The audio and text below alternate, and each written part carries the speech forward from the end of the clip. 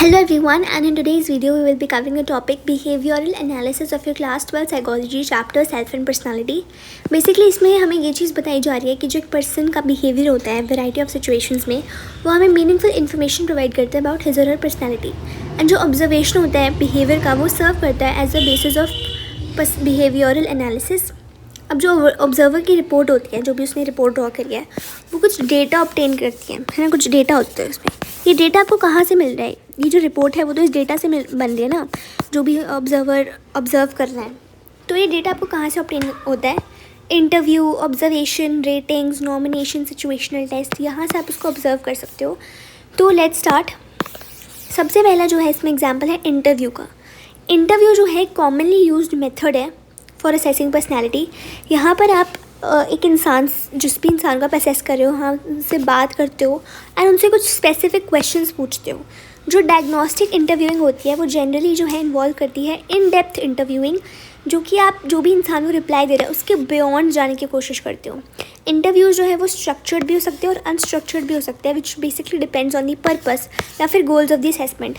Unstructured interview में interviewer seek करता है to develop an impression about a person, क्योंकि वो एक नंबर ऑफ क्वेश्चंस पूछते हैं और जिस हिसाब से वो अपना जो इंसान है वो प्रेजेंट करता है अपने आप को और वो आंसर करता है क्वेश्चंस को, वो कैरी करता है enough potential to reveal his और हर पर्सनैलिटी. स्ट्रक्चर इंटरव्यू में काफ़ी स्पेसिफिक क्वेश्चंस पूछे जाते हैं और एक सेट प्रोसीजर वो फॉलो करता है, जिससे आप जो है ऑब्जेक्टिव कंपैरिजन ड्रॉ आउट कर सकते हो of the person being interviewed. Then is rating scale से आप उसको ज़्यादा इन्हेंस कर सकते हो, उसकी ऑब्जेक्टिविटी को, इवैल्यूएशंस की. Next is observation.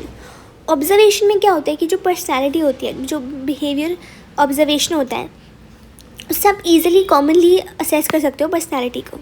देखो, वैसे तो हम जो जितने भी हम लोग हैं वो लोगों को देखते हैं और उनके पर्सनैलिटी के बारे में कुछ इंप्रेशंस ड्रॉ आउट करते हैं, बट पर्सनैलिटी असेसमेंट एक सोफिस्टिकेटेड प्रोसीजर है जो कि अनट्रेंड पीपल कैरी आउट नहीं कर सकते. यहाँ पे केयरफुल ट्रेनिंग होती है ऑब्जर्वर की, फेयरली डिटेल्ड गाइडलाइन प्रोवाइड की जाती है about the analysis of behaviour, ताकि वो इस इंसान के पर्सनालिटी को असेस कर सके. लाइक एग्जांपल क्या है कि जो क्लिनिकल साइकोलॉजिस्ट है वो ऑब्जर्व करेगी उसके क्लाइंट के इंटरेक्शन को उसके फैमिली मेम्बर्स के साथ या उसके जो घर पे लोग विजिट करते हैं उनके साथ, एंड केयरफुली डिज़ाइंड ऑब्जर्वेशन के साथ वो जो है क्लिनिकल साइकोलॉजिस्ट जो है वो कंसिडरेबल इंसाइट दे पाएगी अबाउट द क्लाइंट्स पर्सनैलिटी. लेकिन in spite of the frequent and widespread use, यहाँ पे कुछ लिमिटेशंस होती है इस मेथड की. पहली लिमिटेशन है कि प्रोफेशनल ट्रेनिंग आपको चाहिए ताकि आप यूज़फुल डेटा को कलेक्ट कर पाओ इन मेथड से, एंड ये जो है काफ़ी डिमांडिंग है और टाइम कंज्यूमिंग है. Second is maturity of the psychologist. ये भी एक प्री कंडीशन है ताकि आप वैलिड डेटा ऑब्टेन कर सको इन टेक्निक से. एंड थर्ड है कि एक मेयर प्रेजेंस जो है ऑब्जर्वर की, वो रिजल्ट्स को कंटामिनेट कर सकते हैं, क्योंकि as a stranger, as observer and a stranger to the person, आप उस इंसान के बिहेवियर को इन्फ्लुएंस कर सकते हो एंड दस you can not obtain good data, right. Next is behavioural ratings. इसको फ्रीक्वेंटली यूज़ किया जाता है for the assessment of personality educational industrial settings में. सो जो भी बिहेवियरल रेटिंग्स होती है वो उन लोगों से ली जाती है जो उस असेसी को इंटीमेटली जानते हैं, उनके साथ इंटरेक्ट किया होता है for a period of time, and they had got a chance to observe that person. यहाँ पे आप इंडिविजुअल्स को ना कुछ कैटेगरीज में पुट कर देते हो on the terms of the behavioural qualities. ये जो कैटेगरीज होती है डिफरेंट नंबर्स ऑफ या फिर डिस्क्रिप्टिव टर्म्स को इन्वॉल्व कर सकती हैं. इट हैज़ बीन फाउंड कि ये जो नंबर्स या जनरल डिस्क्रिप्टिव एडजेक्टिव्स आप यूज़ कर रहे हो रेटिंग स्केल में, वो कुछ कन्फ्यूजन क्रिएट कर देती है रेटर के लिए. तो अगर आपको इन रेटिंग्स को इफेक्टिवली यूज़ करना है ना, तो ट्रेट्स भी जो है क्लियरली डिफाइन होने चाहिए in terms of the carefully stated behavioural anchors.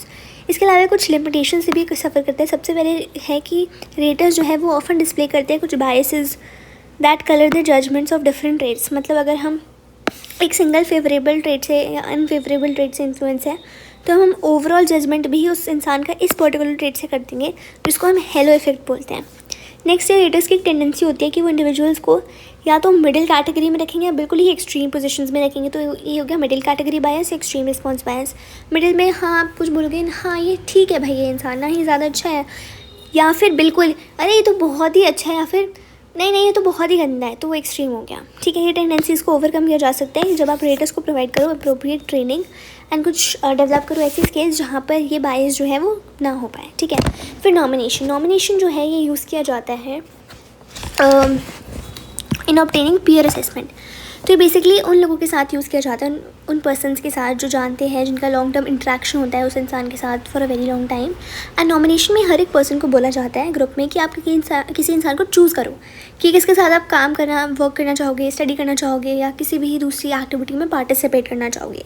तो जो भी पर्सन जो है उनको स्पेसिफिक रीजंस भी प्रोवाइड करने होते हैं कि आपने ये चॉइस, अगर आपने इस इंसान को चूज़ किया तो क्यों किया।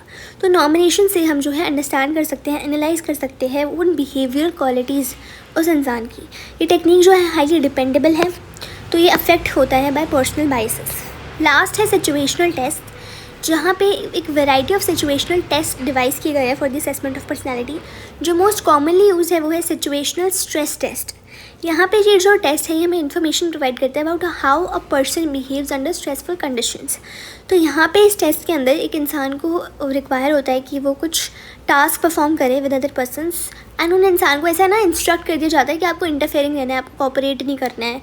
बेसिकली इस टेस्ट में एक role playing kind of thing involve रहती है, जहाँ पे इंसान जो लोग हैं उनको इंस्ट्रक्ट किया जाता है to play a role, and उस हिसाब से उनको ऑब्जर्व किया जाता है। यहाँ पे एक वर्बल रिपोर्ट भी ड्राइव की जाती है on the basis of what he और शी डू। ये जो सिचुएशन होता है ये रियलिस्टिक वन भी हो सकती है या फिर it may be created through a video play as well. ठीक है, तो ये सारी चीज़ थी अबाउट बिहेवियरल एनालिसिस, एंड या with that is it for this video. ये लास्ट पार्ट था ऑफ दिस चैप्टर, एंड या